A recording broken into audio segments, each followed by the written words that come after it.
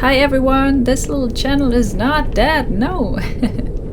I haven't uploaded anything in 2 years, I know. And this video is probably not going to be watched by many people because it's not Fallout or No Man's Sky. But I wanted to use it anyway to explain the sequence of very unfortunate circumstances that has led to this long silence. The first thing that happened was that I had about 4 No Man's Sky bases ready to record, but I wasn't in the mood for the editing work, so I stalled a bit. As fate would have it, the game received an update that messed up bases when a new autophage build kit was introduced. All my bases had wrong colors and blurred textures, so then I couldn't record my bases for quite a while. In the meantime, other stuff caught my interest. Flash forward a few months, and I returned to the game after another big update to find my save file corrupted. Oddly, the game would lag and eventually crash, mostly visiting bases I built with a base building mod, so I thought that's it. But removing the mod did not help, updating the mod did not help, I sent Hello Games a crash report, no reply.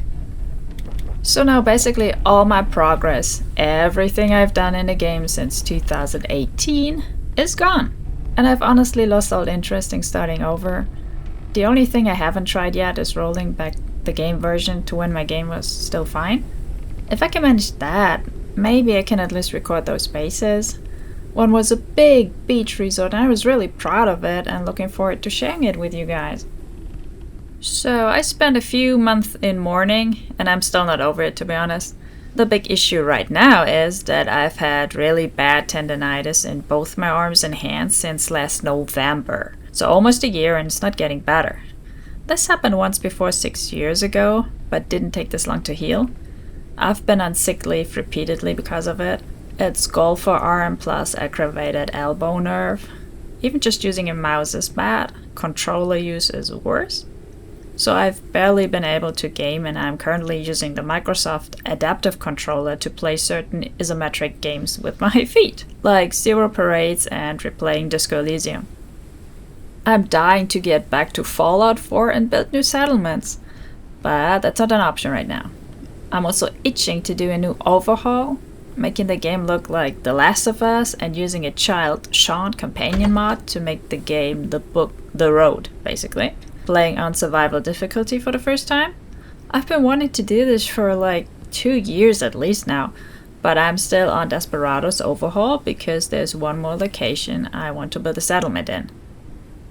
Oh, and to add insult to injury, my Nexus account got blocked due to inactivity. I can't unblock it because it's linked to an old email account I don't have access to anymore. So no, I have no download history anymore. All my tracked mods are gone. I can no longer edit or comment my uploaded transfer settlement blueprints. Whenever I get back to modding, I have to start over from scratch, trying to remember what mods I used and want to use again. That really pissed me off. I had no idea that they blocked accounts after just 6 months already, which is insane to me, but I guess it's my fault for not knowing that. So the only thing I had for uploading was my airship built in Forever Skies, which I finished in February already, when my hands were briefly better. Now they are worse than in February for whatever reason. None of you probably ever played this game and don't care, but I had a lot of fun with it for over 60 hours. It's a 7 out of 10 game, to be honest. The exploration gets repetitive fast, but I had a lot of fun upgrading and decorating my ship. So that motivated me to unlock everything. I've seen other people's builds and none look like mine. I went for the beautiful bloom build kit and the wood paint, and the combination is amazing in my opinion. I built this on the previous Echoes 2 update. The new one was released very recently and added electricity, but it's possible to deactivate it, which I did for this video because I don't have the means to power my whole ship up again yet. So I'm showcasing you what my ship looked like before this new feature was introduced. For those of you who only clicked on this video because you sub to this channel and don't actually know this game, it's basically Subnautica with an airship, but with a much weaker storyline and biomes that aren't as diverse. But I do think the atmosphere of the game is very cool. The weather effects are well done, and it just feels great to fly around. Almost cozy because there are very few enemies trying to kill you, so exploration is fairly relaxing, unless you go down towers into a unique biome where you're on an oxygen timer. And there's always something new to unlock and put on your ship, slowly expanding your mobile base and making it your own through various color schemes and different decoration options. I hear the Echoes 3 update added a bunch of new decorations, and whenever my arms allow it, I'll hunt them down and maybe revamp the entire ship in a different style. If I do that, I might upload the result if it looks good. I do recommend the game to people who want something like Subnautica again. It's a very janky indie game, however, and it has a lot of performance issues. Even with my RTX 4090 it stutters a lot and the frame rate is all over the place. The devs, however, have not abandoned the game, and even though Echo 3 was supposed to be the last content update, they're thinking about further content and stability patches, maybe even DLC. In any case, now is a good time to jump into the game for the first time. The electricity update works best on a new save file. Me, I'll have to fly all over the fairly big map again to find the new stuff they added. I'm not sure I have the patience for this anymore. We'll see. As I said, I'd much rather go back to Fallout base building and modding once my health allows it. By the way, I also had weird issues with my ears that aren't entirely healed yet. Out of nowhere I had a ringing in my right ear. When talking I got hypersensitive to noise. Anything above a whisper hurt for a while. The ringing didn't go away for 2 months, was really scary. So that's actually the first thing that kept me from gaming. I gamed with headphones and that was impossible for weeks. Eventually I gamed on a ridiculously low volume. Then the tendinitis happened on top, and let's just say I haven't had the best year. I've been in a downward spiral of compounding health issues, like bad sleep because of the tendinitis not allowing me to lie down the way I'm used to, so that made my chronic insomnia even worse. Then I got more and more fatigued, and eventually I was in such a bad shape I couldn't work, even with pain meds like before. I was on these anti-inflammatory painkillers for 5 months straight. Something that is not advised, but without them I wouldn't have been able to work, which messed up my stomach too. Had to cancel my vacation trip in May and lost a ton of money. And my mom seems to be developing dementia early like my grandmother, which also has possible implications for my future if it's indeed hereditary. She's getting tested in a couple of weeks. That continues to be very scary and stressful, so yeah, I've had very little joy all year. Not being able to play games to de-stress has been very unfortunate, to say the least. In my desperation for some escapism, I looked into gaming with my feet. What kind of games I can play this way is very limited to games that don't use the right stick for the camera. So no action games. Let me know in the comments if a video of my little foot gaming setup is of interest to anyone. I even ordered a motion sensor chip to build my own foot pedal, but turns out it's easier for me to control the stick on a regular controller and push buttons attached to a board on the floor.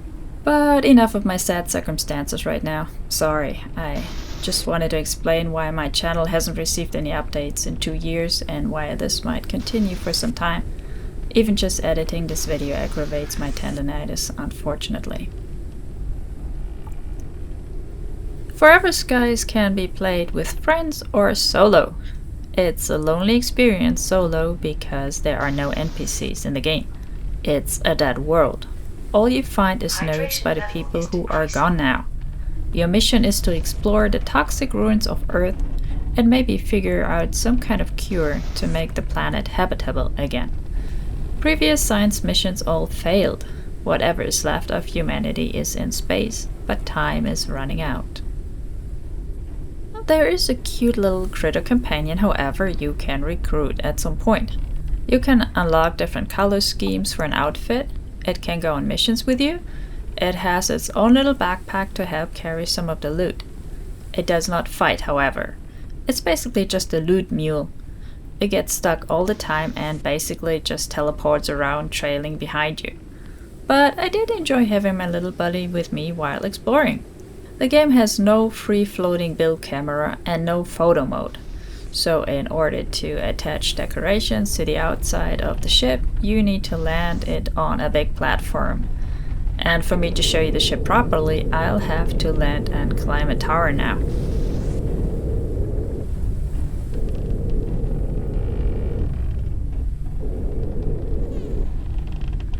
Yeah, with a big ship like mine, it's always a bit of guesswork where exactly I land. The big cockpit is great for air navigation, but I can't see what's happening below me at all. But with time you get the hang of it, and ship damage is not much of an issue. The recent electricity update means the ship can get heavily damaged by lightning now, but that only happens in specific areas, I think. Most damage, especially damage sustained by just bumping into things, is so minor it's barely a thing. You get a repair gun and that takes care of any damage quickly. I've never managed to damage my ship so badly it was dangerous. At least not on the previous game version. Damage is visible, however, so best to take care of it.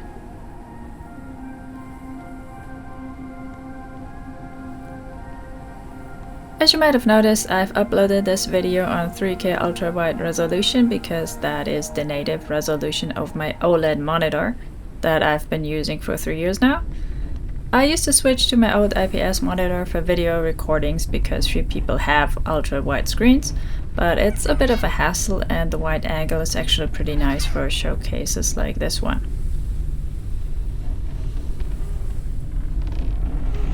My next Fallout Settlement video, whenever that will be, is going to be regular 16:9, again because I don't have a mod to fix the aspect ratio. And since I plan to do a clean new mod list of the current game version with modern mods, dumping all the ancient mods that used to crash my workstations a lot, it's not worth it before that. I hope you don't mind the black bars on your screen. If it does, let me know, and if too many people hate me recording on ultra wide, I might switch monitors for recording again. Thank you for watching this video. If you're a subscriber to my channel, thank you for sticking with me for so many years. If you're new to this channel, check out all my other videos, mostly base building in Fallout 4 and No Man's Sky, but I've got modding showcases of Skyrim and other Bethesda games as well.